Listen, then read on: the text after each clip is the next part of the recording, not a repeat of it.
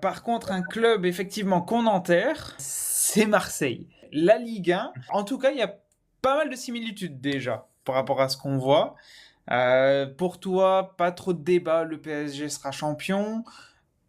Lyon et Lens seront européens. On a les mêmes top et flop. Est-ce que tu veux nous parler peut-être un petit peu de cette de cette prochaine saison de Ligue 1 qui va arriver déjà? Ouais, bah, déjà le PSG, on va pas faire de dessin, ça devrait être pour eux. Et après, je me dis que derrière ce PSG-là, je vois aucune équipe, avec un niveau supérieur aux autres pour être le dauphin, de manière assez tranquille, on va dire. C'est pour ça que il y avait énormément de candidats, je trouve. C'est très Ouais, dur de faire des choix. Mais, j'ai décidé de mettre Lyon de par ce qu'ils ont produit l'année dernière, évidemment. C'est une équipe qu'on avait failli perdre il y a 1 an, qui est là, qui s'est bien reconstruit avec un mercato très intelligent. Et depuis que Michel Kang a pris le pouvoir, à la présidence, bah, ce club, se porte plus sainement, d'un point de vue finance, même s'ils sont encore dans le dur. Mais ce que je veux dire par là, c'est que ça recrute intelligemment, ça fait des paris. Jusqu'à présent, la majorité sont gagnants, donc c'est du bon travail. Et je pense que cette année, ça va être pareil. Tu as eu des départs importants, mais je pense qu'ils seront bien compensés. C'est pour ça que j'ai mis Loïs Openda aussi meilleur buteur. Pour moi, c'est une pioche incroyable qu'a pu faire l'Olympique Lyonnais, sachant qu'ils peuvent pas dépenser. Certes, il sort d'une saison catastrophique en Italie, mais c'est un mec qui a mis plus de 20 buts quand il était à Lens, en Ligue 1. ouais, C'est ouais. pour ça que je le vois aussi meilleur buteur. Il a l'habitude, il sait faire et on sait qu'on va compter principalement sur lui cette saison, en plus des retours de Malik Fofana qui était blessé, des Nouama. Ils avaient fait une très, très bonne saison avec des blessés aussi et c'était leur joueur majeur. Donc c'est pour ça que je suis assez confiant pour eux. Je vais rebondir effectivement. Le PSG, je suis assez d'accord, il n'y a pas trop de débat. Comme tu l'as dit, je vois pas qui peut aller les taper sur les 34 journées de la Ligue 1. Ça, il n'y a pas trop de débat. Lyon, j'ai mis une petite réserve parce qu'ils ont perdu quand même quelques joueurs importants de l'an dernier. Il me semble que Karabsek est parti, Malik Fofana est peut-être en instance de départ vers la Roma aussi. C'est un petit peu ce qui me fait peur. Je les vois quand même être quatrième. Je les vois accrocher l'Europe parce que Fonseca fait du bon boulot, mais j'ai du mal à les voir être top 2, top 3 pour autant. Je trouve qu'il y a plus de certitude avec d'autres équipes. Ouais, ouais, après j'ai pas trouvé d'autres certitudes justement. Je trouve que chaque équipe a ses points forts et ses points faibles, derrière le PSG, donc peut-être que les points faibles de Lyon seront plus importants que ceux de Lens, peut-être. Peut-être. Mais en tout cas, Lens, ce qui fait que je les mets top 2 de mon côté, c'est qu'ils ont remporté le trophée des champions alors qu'ils étaient en infériorité face au PSG. Donc, je me dis, initialement, je les voyais peut-être pas être top 2, vu ce qui s'est passé, vu ce qui s'est passé avec Pierre Sage, le changement de staff. Je me suis dit, est-ce qu'ils vont pouvoir rebondir? Là, l'air de rien, ils n'ont pas un groupe qui est démobilisé. Ils ont une chance d'obtenir un trophée dès le début de la saison. Ils le remportent. Bah, franchement, hein, ça lance déjà très bien la saison. C'est à se demander s'ils n'ont pas déjà réussi leur saison. Va falloir performer en Ligue des Champions, va falloir réaccrocher la Ligue des Champions en fin d'année, mais en tout cas, ils s'enlèvent une bonne partie de poids sur la saison, je trouve. Donc, j'ai hâte de voir ce que ça va donner. Ah, je pense pas qu'ils puissent être dauphins parce que comme tu l'as dit, Pierre Sage, c'était vraiment principalement grâce à lui qu'ils ont pu aller aussi haut. Il y a aussi Sangaré qui était un peu leur régulateur au milieu de terrain qui est parti, donc je trouve que ça fait 2 pertes importantes, mais on sait que la force de Lens, c'est, depuis, 4-5 ans, c'est ils perdent des gros noms, mais ils en reforment très rapidement de nouveaux. Donc c'est pour ça que je me dis: «Pourquoi pas continuer?» Le match qu'ils ont fait face au PSG, c'est très encourageant. Donc c'est pour ça que je les vois accrocher le top 4, mais je pense que le départ de Pierre Sage quand même, c'est ce qui fait que je les mets plus bas que toi. Ouais, je comprends. Et c'est vrai que c'est un moteur que j'ai souvent dans les prédictions que je peux faire, c'est la qualité des entraîneurs. Là, j'avoue, j'ai pas une bonne vision sur l'entraîneur de Lens qui est arrivé, mais je me dis qu'il va savoir capitaliser sur ce qu'a fait Pierre Sage. Il y a une bonne base, on sait que c'est un club sain, il y a eu pas mal de changements d'entraîneur. On a eu Will Steele qui a fait sa période, c'était très intéressant. On s'est dit quand Francaise va partir, qu'est-ce que ça va être? Ça s'est bien passé. Quand Will Steele est parti, qu'est-ce que ça va être? Ça s'est bien passé. Quand Pierre Sage est parti, est-ce que ça va bien se passer? Ça reste une question, mais on a la preuve que ça a pu fonctionner par le passé. Donc c'est pour ça. Moi, je les vois surfer un petit peu sur cette bonne direction. Parmi les entraîneurs que tu as cités qui sont passés par Lens, bah, il y en a un qui m'a toujours plutôt marqué, on va dire. Oh, Matt va même jusqu'à dire qu'il sent bien la Ligue 1 aller à Lens. Là, ce serait quand même un sacré pari, surtout face à Paris quand même. Mais parmi les entraîneurs qui sont passés à Lens et qui ont laissé un bon souvenir, il y a Franck Hez. C'est pour ça que je mets le Stade Rennais dans le top 4. Le Stade Rennais, ils ont bien vendu avec notamment Jacquet. Ils ont pu se renforcer sur certains secteurs qui étaient peut-être un petit peu plus compliqués. Avec Francaise à la baguette, je pense que c'est un groupe qui peut aller loin. J'ai réfléchi à mettre Rennes dans ce top, évidemment, mais je trouve que depuis 4-5 ans, c'est flop sur flop. Alors, des flops plus ou moins grands, on est bien d'accord. Des fois, ils sont pas loin de l'Europe, où ils accrochent de justesse. Mais quand tu vois les moyens qu'ils ont, dans une Ligue 1 où quasiment personne n'a des moyens, je m'attends quand même à mieux de leur part, et les voir dans le top 4, ça serait normal. Le truc, c'est que ça fait plusieurs saisons qu'ils nous y habituent pas. Donc, j'ai mis une équipe qui a été décevante l'année dernière, c'est Monaco. Parce que je me dis qu'ils peuvent pas enchaîner une deuxième saison comme ça, et même si c'est fort probable. Il y a quand même le départ d'Akliouche, qui est un départ majeur. Ouais. Tu auras Mathis Ablin qui va le remplacer.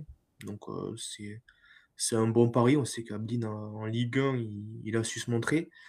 Et puis après, il y a aussi une grosse interrogation autour du coach. Ça s'est bien passé pour ses débuts, mais là, Philippe Louis, il va se tester vraiment au très haut niveau. Donc, j'ai eu des bons échos sur lui, donc j'ai envie de croire en son projet, heu, comme j'ai pas eu envie de croire à celui de Lille avec Ancelotti.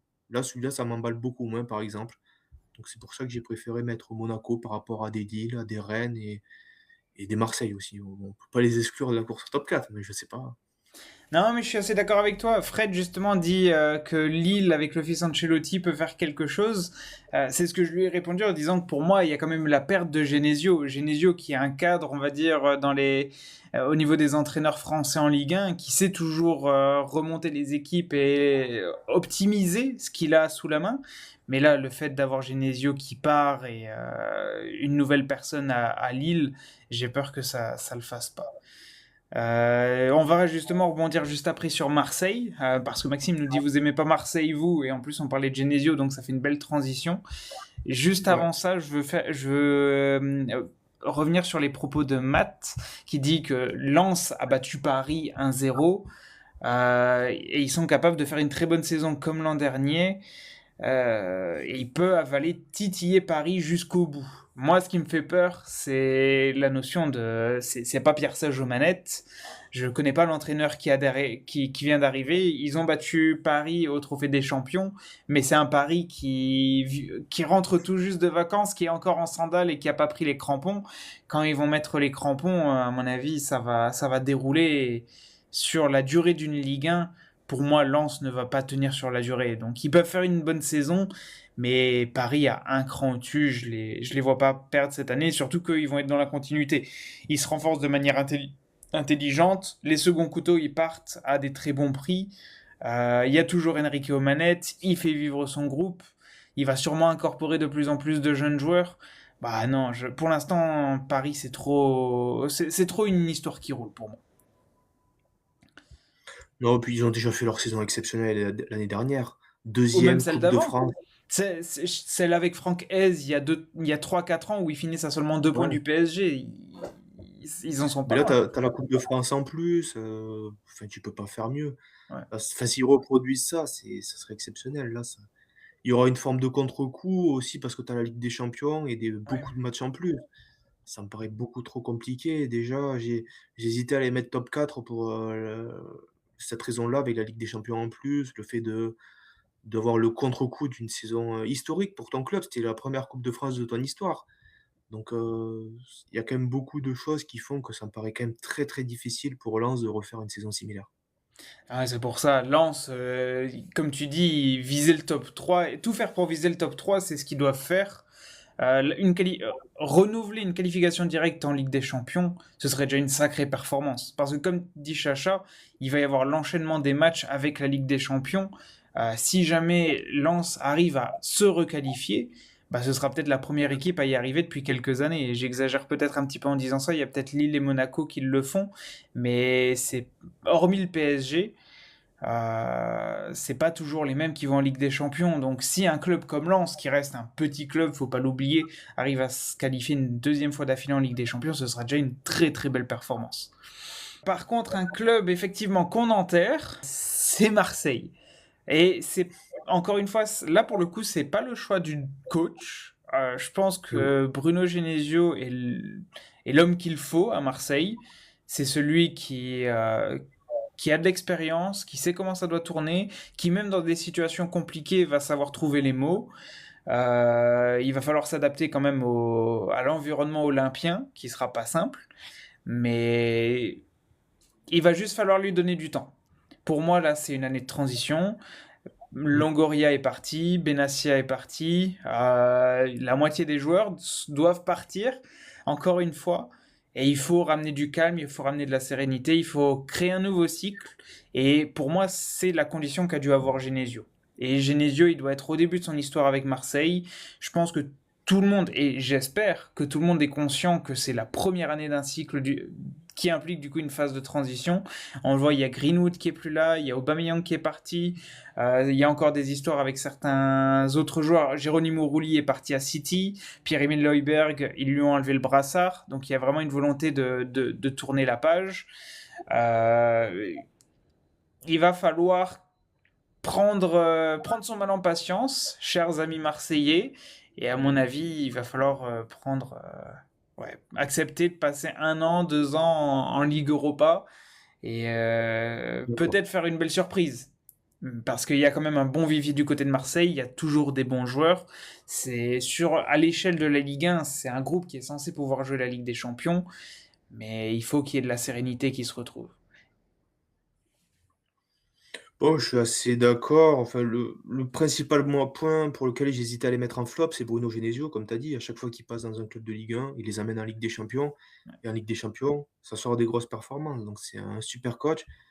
Mais le problème, c'est qu'aujourd'hui, il n'y a aucune recrue. Les seuls qui sont Ils ont pas de officialisés, c'était sous. des prêts de l'année dernière. Ils ont pas de sous. Ils ont pas de sous, donc comment ils vont se reconstruire? Parce que là, enfin, comment ça a fini l'année dernière? C'est une catastrophe. Il y a plus personne qui voulait jouer pour le club. Ça finit en autre boudin. Il y a beaucoup de joueurs qui sont partis, mais il faut d'autres départs, mais il y a personne qui arrive. Du coup, tu veux remplacer ces joueurs par qui? Comment tu peux être performant et rivaliser de cette manière?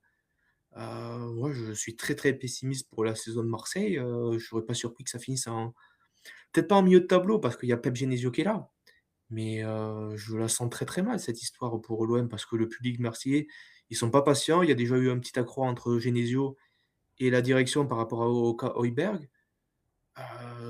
Ça me paraît déjà très compromis avant que ça commence, donc ultra pessimiste pour Marseille. Et comme dit Fred, pourquoi pas une belle surprise, genre Toulouse, Strasbourg ou Nice. Alors Nice, ils sont pas passés loin de la correctionnelle l'an dernier, je les Oui. vois pas faire de belles perfs. Mais dans le lot, Strasbourg, pourquoi pas.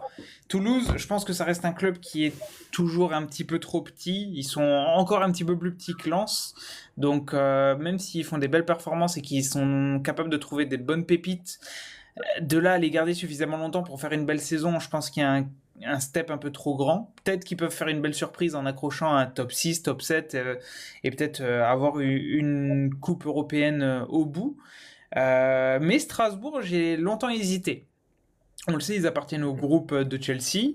Quand tu regardes un petit peu les arrivées, les départs, bah Strasbourg, tu te dis pourquoi pas.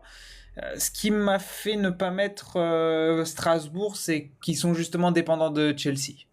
Et on l'a vu l'an dernier, en plein milieu de l'année, ils ont eu leur coach Liam Rosenior qui a été débarqué. Ils ont eu des problèmes au niveau des prêts parce que Chelsea leur a envoyé quelqu'un, qu'ils ont rapatrié un jour après pour leur envoyer quelqu'un d'autre, donc ça leur a bouffé un créneau de prêt inutilement.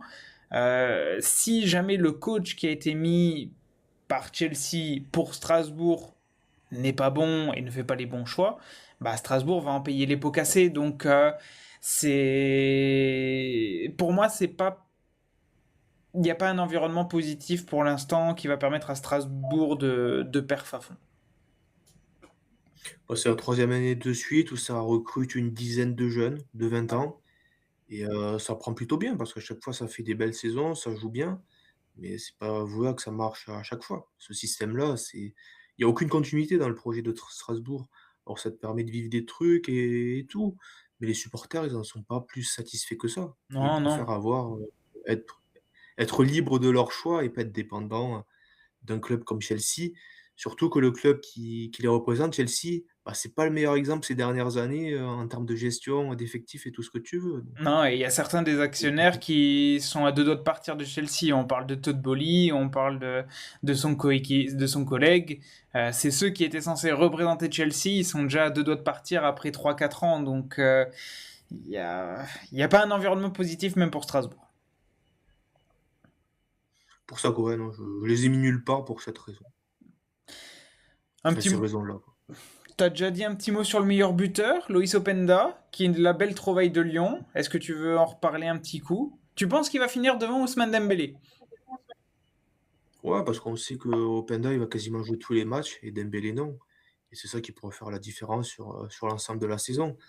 On l'a vu l'année dernière, je dis pas de bêtises, c'est Esteban Le Paul qui Ouais. avait terminé premier. Dembélé, il était pas loin, mais il avait joué très, très peu de matchs. Alors c'est un contexte différent parce que là, il y a pu avoir quand même une prépa, même si elle est pas non Ouais. plus longue vu qu'il y avait une coupe du monde.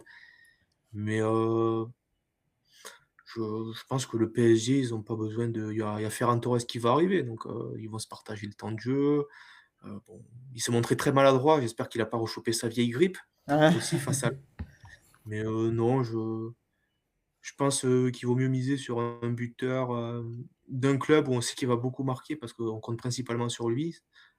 Du coup, Openda à Lyon, Le Paul avec Rennes, des joueurs comme ça, plutôt qu'un Dembélé où tu sais que ça peut être Kvara, ça peut être Doué, ça peut être, tout le monde qui marque. Alors oui, beaucoup en quantité et ça peut être un Barcola qui est, enfin pas Barcola, peut-être qu'il va Euh, partir, mais on sait que ça peut être Doué qui peut finir meilleur buteur.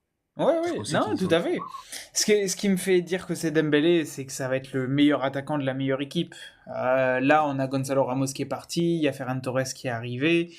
Il y a même plus de vrais neufs au Paris Saint-Germain. Donc, mécaniquement, pour moi, il y aura encore plus de buts qui seront marqués par Ousmane Dembélé cette année. Et par rapport à l'an dernier, on se rappelle qu'il y a quand même un contexte qui était un petit peu différent, où il sortait d'une Coupe du Monde des clubs qui avait fini début août. Ils avaient même pas pu jouer les tout premiers matchs. Là, Ousmane Dembélé, il est déjà dans le groupe. Donc il va avoir certainement plus de matchs à jouer qu'il n'en a eu la saison passée. Luis Enrique, il aime bien faire jouer son groupe. On se rappelle la dernière fois, l'an passé, il disait qu'il préférait avoir les deux matchs de phase éliminatoire en Ligue des Champions, le 16e de finale. Il préférait l'avoir pour pouvoir faire jouer son groupe et améliorer la cohésion. Il aime bien que son groupe ait des minutes dans les jambes. Donc je pense que Dembélé aura un bon temps de jeu et comme ils vont sûrement rouler sur la Ligue 1, je pense qu'il va pouvoir enchaîner les pions. soit il y a plus de chances que ce soit Dembous qu'Openda, c'est sûr. Même si, franchement, quand t'as mis Openda, je me suis dit pourquoi pas. Je me suis dit pourquoi pas. Ouais, ouais. Bah, on verra après s'il fait la même saison que l'année dernière, il finira avant-dernier, quoi. Ouais, c'est ça. Bah, il en marquera sûrement trois C'est quatre, mais pas plus, ouais. et puis il y a le PFC aussi qu'on a mis en top. Ouais, Pourquoi? Parce que c'est la seule équipe, on va dire, qui est à partir de la déficitaire. 17e C'est la seule équipe qui est qui dépense plus qu'elle ne récolte. bah, c'est la seule équipe qui a de l'argent et qui investit sur des joueurs et on va voir ce que ça va donner. Pour l'instant, je suis pas complètement fan du projet PFC parce qu'il y a eu beaucoup de changements d'entraîneurs. Pour l'instant, j'arrive pas à trouver une sorte de lignée directrice et peut-être qu'elle va arriver cette année, du moins je l'espère. Aujourd'hui, le PFC, certes, on le connaît depuis très peu en Ligue 1, mais s'ils sont pas ils doivent terminer. Pour moi, ils seront européens à la fin de la saison, au moins une place de Conference League. Ils ont un effectif quand même assez intéressant, un effectif habituel à la Ligue 1. Ils ont fait des bonnes recrues.